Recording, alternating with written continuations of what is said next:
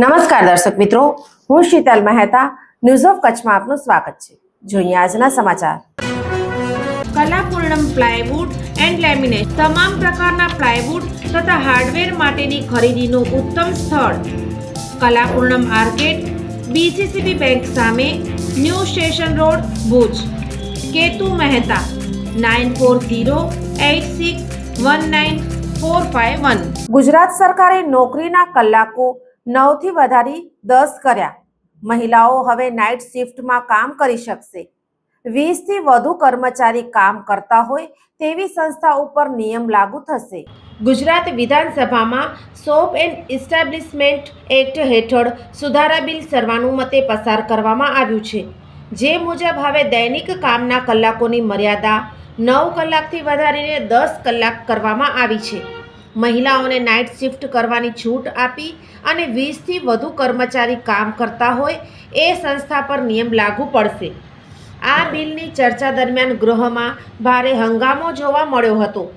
આમ આદમી પાર્ટીના ધારાસભ્યો ગૃહની કાર્યવાહીનું લાઈવ પ્રસારણ કરવાની માંગ સાથે પોસ્ટરો પ્રદર્શિત કરીને વિરોધ નોંધાવ્યો હતો।